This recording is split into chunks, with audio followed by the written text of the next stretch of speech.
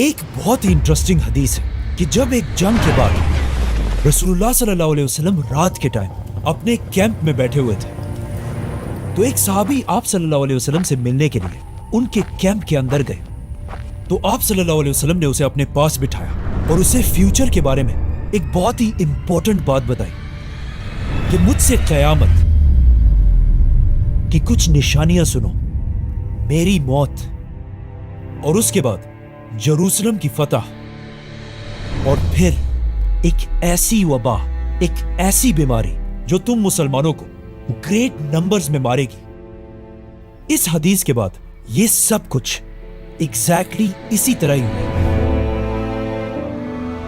इस हदीस के कुछ ही अरसे बाद आप सल्लल्लाहु अलैहि वसल्लम इस दुनिया से चले गए और उनकी वफात के बाद कुछ ही सालों में मुसलमानों ने उमर बिन खत्ताब की लीडरशिप में ये सारे इलाके फतह कर लिए। यरमुक और कादसिया जैसी अजीम जंगें जीतने के बाद एक तरफ मुसलमानों ने पर्शियन एम्पायर में उनके कैपिटल मदईन को फतह किया और दूसरी तरफ रोमन एम्पायर में मुसलमानों ने पैगंबरों की सिटी यरूशलेम को फतह किया, जिसे हम पूरा एक्सप्लेन कर चुके हैं। नाउ यहाँ से आगे मुसलमान रुके नहीं, बल्कि हजरत उमर के ऑर्डर्स पर मुसलमानों ने अपनी फौज को ग्रुप्स में डिवाइड किया। एक ग्रुप अबू उबैदा और खालिद बिन वलीद की लीडरशिप में ऊपर तुर्की की तरफ रवाना हुआ और दूसरा ग्रुप आम्र बिन आस की लीडरशिप में फलस्तीन के इलाके गजा को फतह करने के लिए गया। यस, वही गजा जहां पर आज खालिद बिन वलीद और अबू उबैदा फुल स्पीड आगे बढ़ रहे थे और बहुत सारी छोटी छोटी जंगों के बाद मुसलमानों ने ये सारा इलाका भी फतह कर लिया। लेकिन इन सारी जंगों में एक जंग को डिस्कस करना बहुत ही इंपॉर्टेंट है, the battle of the iron bridge, क्योंकि ये जंग बिल्कुल यरमुक और कादसिया की तरह एक बहुत बड़ी जंग होने वाली थी, क्योंकि रोमन एम्पायर हजारों की फौज लेकर इस ब्रिज के पास खड़ी थी और दरिया के दूसरी तरफ अबू उबैदा सिर्फ 15,000 की फौज के साथ खड़े थे। और अब एक बार फिर मुसलमानों और रोमन्स के दरमियान एक बहुत बड़ी जंग होने वाली थी। लेकिन एक मिनट, अगर ये इतनी एक बड़ी जंग, तो हमने आज तक इसके बारे में कुछ सुना क्यों नहीं है? क्योंकि ये जंग शुरू होने से पहले ही खत्म हो गई। जैसे ही मुसलमानों की फौज एक दूसरे के सामने आई, अचानक रोमन फौज ने देखा कि उनकी एक साइड से कुछ आवाजें आ रही हैं। जब रोमन फौज ने थोड़ा गौर से देखा तो एक दूसरी फौज फुल स्पीड इनकी तरफ बढ़ रही थी। एंड ऑफ कोर्स ये फौज कौन लीड कर रहा था? खालिद बिन वलीद। आज तक इस बात का पता नहीं चला कि खालिद बिन वलीद ने कब और कैसे इस दरिया को क्रॉस किया था, लेकिन अचानक जंग से पहले ही खालिद बिन वलीद ने वहां पहुंचकर इस रोमन फौज को क्रश कर दिया और रोमन्स एक बार फिर ये जंग छोड़कर भाग गए। और इस तरह ये इतनी बड़ी जंग शुरू होने से पहले ही खत्म हो गई। ये जंग सीरिया में मुसलमानों की आखिरी जंग थी और इस जंग के बाद मुसलमानों ने हमेशा के लिए पूरे शाम को फतह कर लिया। अब मुसलमानों की खिलाफत का कंट्रोल सीरिया, फलस्तीन, जॉर्डन और लेबनान तक फैल चुका था, जिसके बाद मुसलमानों के आर्मी चीफ अबू उबैदा यहीं पर रहे और खालिद बिन वलीद अकेले अपनी फौज के साथ पहली बार रोमन एम्पायर के मेन हेडक्वार्टर तुर्की में दाखिल हुए और बहुत तेजी से रोमन एम्पायर की कैपिटल कॉन्स्टेंटिनोपल, इस्तांबुल की तरफ बढ़ने लगे। बट वेट, अगर खालिद बिन वलीद रोमन एम्पायर के कैपिटल के इतने क्लोज पहुंच चुके थे तो फिर उन्होंने इसे फतह क्यों नहीं किया? बल्कि ये सिटी तो इससे 800 साल बाद एक दूसरे बादशाह सुल्तान मोहम्मद फातेह ने फतह की थी। क्योंकि जैसे ही खालिद बिन वलीद तुर्की में दाखिल हुए, यहाँ पर एक बहुत बड़ा मसला हुआ। हजरत उमर रज़ियल्लाहु अन्हु ने खलीफा बनते ही खालिद बिन वलीद को उनके पोस्ट आर्मी चीफ के ओहदे से हटा दिया था, लेकिन अब भी मुसलमान खालिद बिन वलीद को बाकी सारे जनरल से बहुत ज्यादा पावरफुल समझते थे, क्योंकि अब भी कुछ नए मुसलमान ये समझते थे कि आज ये खिलाफत राशिदा जहां भी है सिर्फ खालिद बिन वलीद की वजह से है। और हजरत उमर को ये बात बिल्कुल भी पसंद नहीं थी और वो सबको ये दिखाना चाहते थे कि ये खिलाफत मेरी या खालिद की वजह से नहीं, बल्कि अल्लाह की वजह से कायम है। इसके अलावा एक मसला ये भी था कि इससे कुछ ही अरसा पहले एक दिन खालिद बिन वलीद कहीं बैठे हुए थे और एक शायर ने उनके सामने कुछ अशार पढ़े, तो खालिद बिन वलीद ने खुश होकर उस शायर को 10,000 दरहम दिए। लेकिन अब मसला ये था कि हजरत उमर ने मुसलमानों की फौज में अपने जनरल्स को कंट्रोल में रखने के लिए हर जगह जासूस बिठाए हुए थे। जैसे ही खालिद बिन वलीद ने उस शायर को पैसे दिए, वहां बैठे हजरत उमर के एक जासूस ने फौरन ये खबर मदीना में खलीफा तक पहुंचाई। हजरत उमर को ये बात बिल्कुल पसंद नहीं आई کہ ہم یہاں مدینہ میں بالکل ایک سادہ اور عام زندگی گزار رہے ہیں اور ہمارے جنرلز وہاں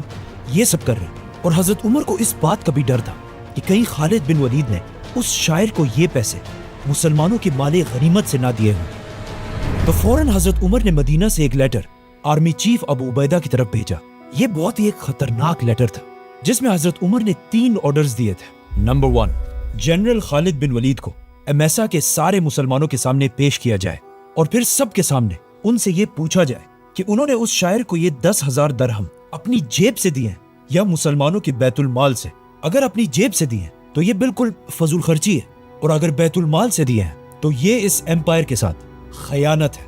دونوں صورتوں میں خالد بن ولید کو فوج سے ڈسمس کرنا جائز ہے۔ نمبر 2، خالد بن ولید اس اوپر والے کویسچن کا جو بھی جواب دے اسے مسلمانوں کی فوج سے ڈسمس کر دیا جائے۔ نمبر 3، اور ڈسمس کرنے کے بعد اسے فوراً مسلمانوں کے کیپٹل مدینہ میں میرے پاس بھیجا جائے۔ اب یہاں پہ پرابلم یہ تھی کہ خالد بن ولید کی پرسنالٹی سے تو رومن اور پرشین ایمپائر کے بادشاہ بھی کامتے تھے، تو اب حضرت عمر کو اس کام کے لیے ایک ایسے انسان کی ضرورت تھی جو خالد بن ولید جیسے پاورفل آدمی کا بھی حساب لے سکے، اور اس کام کے لیے حضرت عمر نے ایک بہت بڑا صحابی مؤذن رسول بلال رضی اللہ تعالیٰ عنہ کو چوز کیا۔ بلال رضی اللہ تعالیٰ عنہ کوئی عام صحابی نہیں تھے،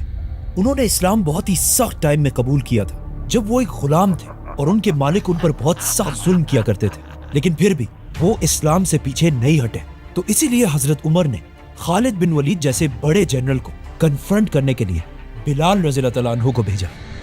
تو اب خلیفہ کے آرڈر کو پورا کرنے کے لیے آرمی چیف ابو عبیدہ نے ہوم سٹی کے سارے لوگوں کو جمع کیا اور خالد بن ولید کو بھی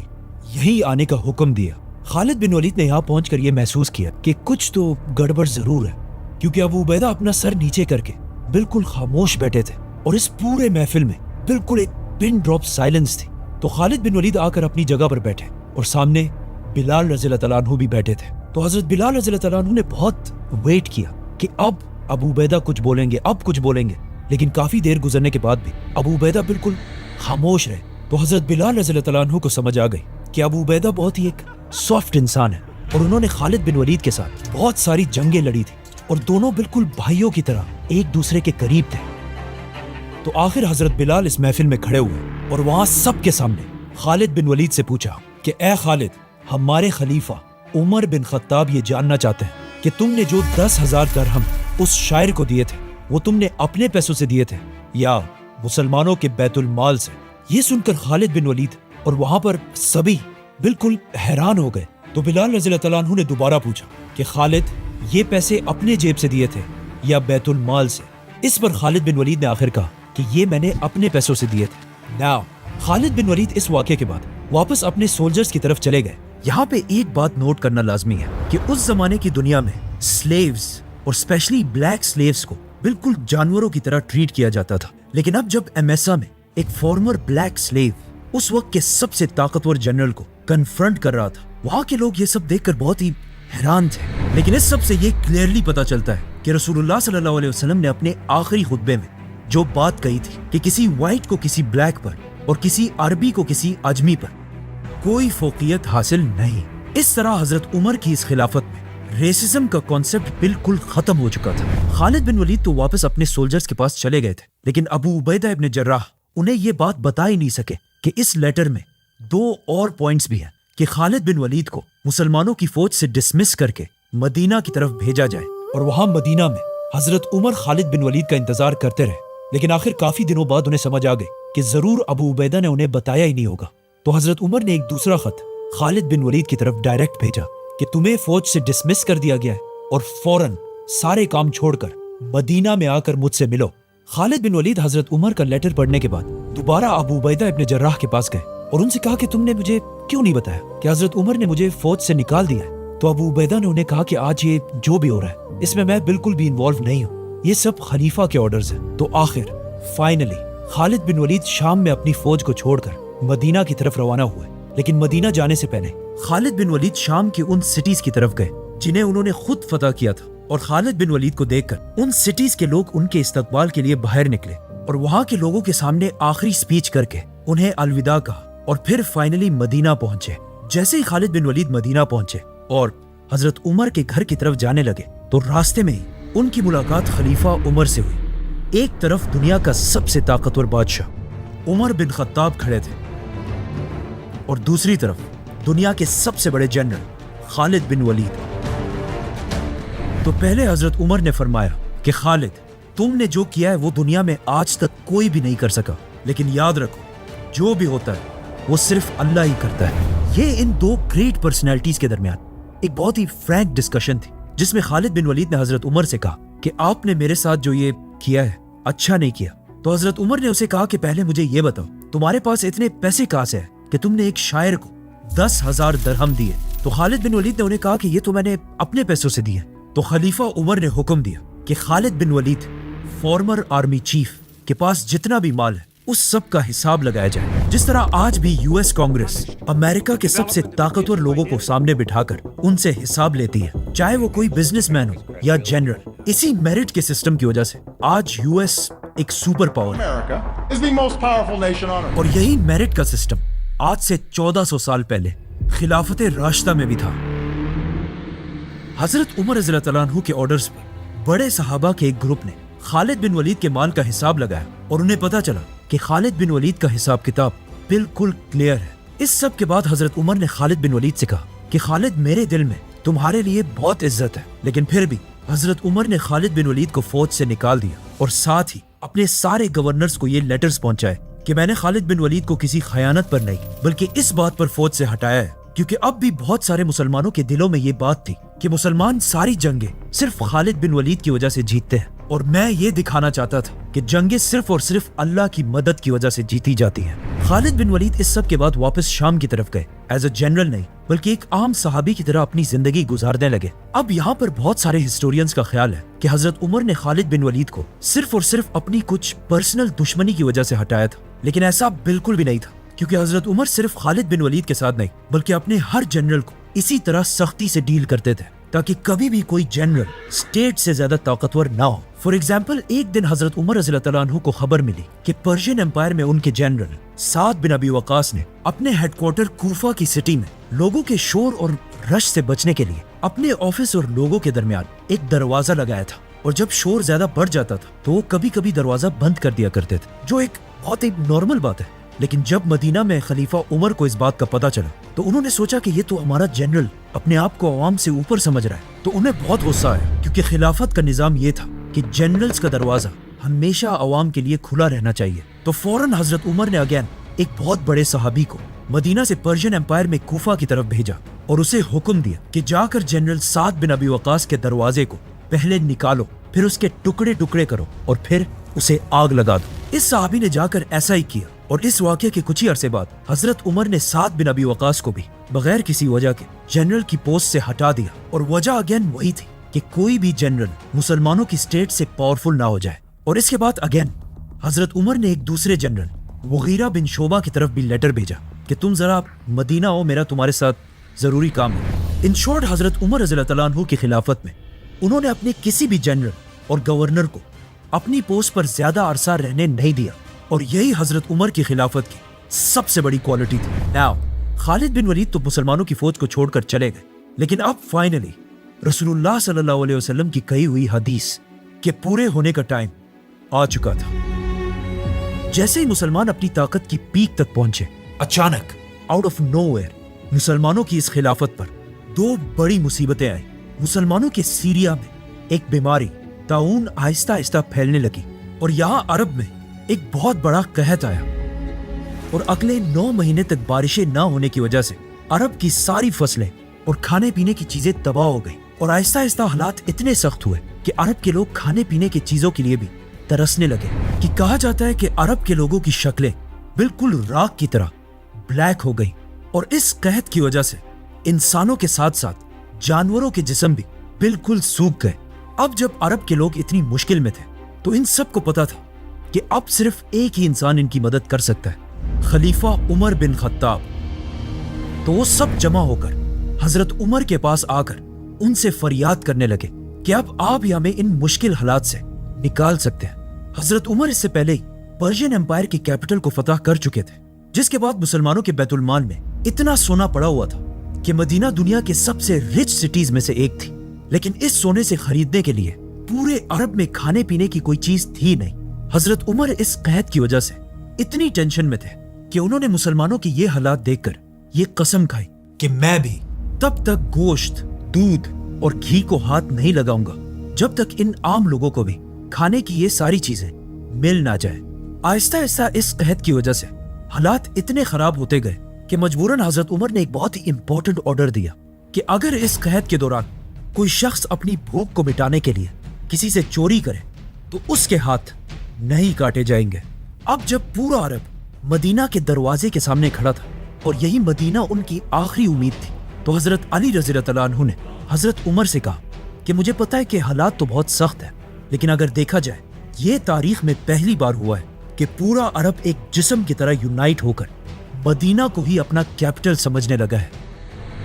ناؤ جب عرب میں کھانے پینے کی ساری چیزیں ختم ہو گئی تو حضرت عمر نے آخر عرب سے باہر اپنے سارے جنرلز کی طرف لیٹرز بھیجے، اور ان سب لیٹرز میں ایک ہی بات لکھی تھی کہ کیا تم جنرلز مجھے اور میرے ساتھیوں کو ہلاک ہوتے ہوئے دیکھ سکو گے جبکہ تم سب وہاں آرام سے رہو، جس پر وہاں سارے جنرلز کو سمجھ آ گئی کہ اب عرب کے حالات بہت ہی خراب ہو چکے ہیں۔ تو جنرل عمرو بن عاص نے حضرت عمر کی طرف لیٹر بھیجا کہ آپ بالکل ٹینشن نہ لیں، ہم آپ کی طرف ایسے قافلے بھیجیں گے جن کا ایک اینڈ مدینہ میں اور دوسرا شام میں ہوگا، اور اسی کے ساتھ کھانے پینے کی چیزوں سے بھرے ہوئے ہزاروں کیملز سارے علاقوں عراق، سیریا، فلسطین سے مدینہ کی طرف روانہ ہوئے۔ اور صرف یہی نہیں، 20 بڑے بڑے جہاز سمندر کے راستے بھی فل لوڈڈ مدینہ کی طرف روانہ ہوئے۔ مدینہ میں عرب کے سارے لوگ جو بالکل بھوک کی وجہ سے خراب حالت میں بیٹھے ہوئے تھے، اچانک انہوں نے دیکھا کہ ہر طرف سے ہزاروں اونٹ کھانے پینے کی چیزیں لے کر ان کی طرف بڑھ رہی تھی، اور اس طرح عرب کے لوگوں نے پہلی بار مدینہ اور حضرت عمر کی طاقت کو اپنی آنکھوں سے دیکھا۔ اور اس واقعے کے بعد عرب نے کبھی بھی مدینہ کے سامنے کھڑے ہونے کی کوشش نہیں کی۔ ان قافلوں کے آنے کے بعد بھی قحط ختم نہیں ہوا اور اتنی ایکسٹریم تک پہنچا کہ ایک دن ایک غریب عرب نے جب کھانے کے لیے ایک بکری کو ذبح کیا تو اس بکری سے بہت کم گوشت اور صرف ہڈیاں ہی نکلی۔ تو اس غریب آدمی نے غم سے چیخ کر بولا کہ آج اگر رسول اللہ صلی اللہ علیہ وسلم زندہ ہوتے تو یہ دن ہمیں نہیں دیکھنا پڑتا۔ کہا جاتا ہے کہ جب یہی غریب شخص اسی بھوک کے ساتھ رات کو سونے لگا تو اس نے خواب میں رسول اللہ صلی اللہ علیہ وسلم کو دیکھا، جس میں آپ صلی اللہ علیہ وسلم نے اس آدمی کو آرڈر دیا کہ عمر تک میرا سلام پہنچاؤ اور اسے یہ بتاؤ کہ عمر تمہیں کیا ہو گیا ہے، عقل سے کام لو۔ یہ آدمی نیند سے اٹھ کر سیدھا حضرت عمر کے پاس مدینہ پہنچا تو حضرت عمر کے غلام نے اسے روک لیا اور اس سے پوچھا کہ تم کون ہو؟ تو اس نے کہا مجھے جانے دو، میں رسول اللہ کا میسج لے کر آیا ہوں۔ یہ سن کر سب حیران ہو گئے کہ یہ کیسے ہو سکتا ہے، لیکن جیسے ہی اس نے حضرت عمر کو اپنے خواب کے بارے میں بتایا تو حضرت عمر سمجھ گئے کہ آپ صلی اللہ علیہ وسلم مجھے نماز استسقاء کے بارے میں یاد دلا رہے ہیں۔ یہ وہ نماز ہے جس میں اللہ سے بارش کے لیے دعا کی جاتی ہے۔ تو اسی کے ساتھ حضرت عمر نے اپنے سارے گورنرز کو یہ آرڈرز بھیجے کہ ہم سب پوری خلافت راشدہ میں ایک ہی دن ایک ہی ٹائم پر ایک ساتھ کھڑے ہو کر یہ نماز پڑھیں گے اور اللہ سے بارش کی دعا کریں گے۔ اور جیسے ہی عرب، شام، عراق، فلسطین کے سارے لوگ نماز کے لیے کھڑے ہوئے اور اللہ سے بارش کی دعا کی تو اس کے کچھ ہی ٹائم بعد اچانک بارش شروع ہو گئی اور اس طرح آہستہ آہستہ قحط کی یہ مصیبت ختم ہو گئی۔ لیکن اب جیسے ہی قحط کا یہ مسئلہ ختم ہوا تو at the same time Syria کی جو بیماری آہستہ آہستہ پھیل رہی تھی وہ اتنی اسٹرانگ ہو چکی تھی کہ سیریا کے ہر گھر میں لوگ اس بیماری سے مرنے لگے، اور آہستہ آہستہ یہ بیماری سیریا میں مسلمان آرمی کے کیمپس تک بھی پہنچی، جس سے بہت سارے مسلمان سولجرز شہید ہونے لگے۔ جب مدینہ میں حضرت عمر کو اس سب کا پتہ چلا تو انہوں نے فوراً ایک لیٹر آرمی چیف ابو عبیدہ کی طرف بھیجا اور انہیں فوراً مدینہ کی طرف آنے کا حکم دیا۔ اس لیٹر کو پڑھ کر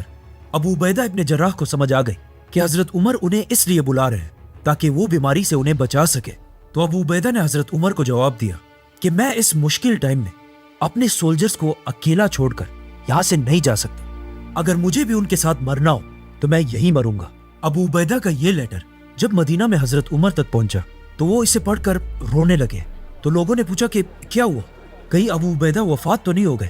تو حضرت عمر نے کہا کہ نہیں، بلکہ مجھے خدشہ ہے کہ وہ فوت ہونے والے ہیں، اور ایگزیکٹلی ایسا ہی ہوا۔ आर्मी चीफ अबू उबैदा के साथ साथ मुसलमानों की फौज के 25,000 सोल्जर्स इस बीमारी से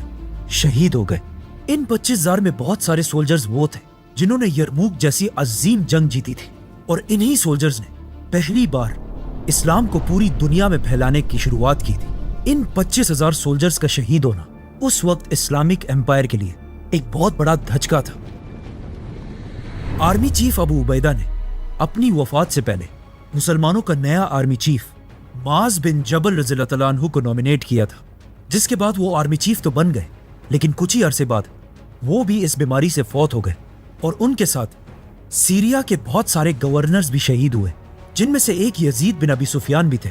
जो मुआविया बिन अबी सुफियान के भाई थे। तो अब इन सारे जनरल्स और गवर्नर्स के शहीद होने के बाद हजरत उमर ने इन इलाकों के लिए नए लीडर्स चूज किए, जिससे यंग मुसलमानों को चांस मिला कि वो सामने आकर लीडर्स बन सके। तो हजरत उमर ने सीरिया में मुसलमानों का नया आर्मी चीफ अमर बिन आस को बनाया और बाकी सिटीज के लिए गवर्नर्स भेजे, जिनमें से एक गवर्नर का नाम था मुआविया बिन अबी सुफियान, क्योंकि हजरत मुआविया के भाई यजीद बिन अबी सुफियान भी पहले एक गवर्नर थे। हजरत मुआविया इससे पहले आप सल्लल्लाहु अलैहि वसल्लम के आखिरी दौर में कुरान लिखने वाले सहाबा में से भी थे, और अब उनके भाई यजीद के फौत होने के बाद हजरत उमर ने उन्हें ही दमिश्क का गवर्नर बनाया। जैसे ही अमर बिन आस मुसलमानों की फौज के आर्मी चीफ बने, तो उन्होंने एक जबरदस्त फैसला किया और मुसलमानों को हुक्म दिया कि ज्यादा एक साथ रहने के बजाय एक दूसरे से दूर जाकर रहो और एक दूसरे से मिलना जुलना बंद कर दो, जिस तरह कोरोना वायरस में पूरी दुनिया का सिस्टम था, ताकि ये बीमारी खुद ब खुद खत्म हो जाए। And it worked. Aahista Aahista कुछ ही अरसे में ये बीमारी सीरिया से खत्म हो गई। अब फाइनली मुसलमानों की दोनों बड़ी मुसीबतें, कहत और बीमारी, खत्म हो चुकी थी। तो हजरत उमर हालात को कंट्रोल करने के लिए खुद सीरिया की तरफ गए, और वहां उनकी मुलाकात नए आर्मी चीफ अमर बिन आस से हुई, जिन्होंने हजरत उमर के सामने एक नया प्लान रखा कि अब जब हमारे हालात ठीक हो चुके हैं, तो हमें स्लो होने के बजाय आगे बढ़ना चाहिए और एक नए इलाके की तरफ जाना चाहिए, इजिप्ट। सब्सक्राइब।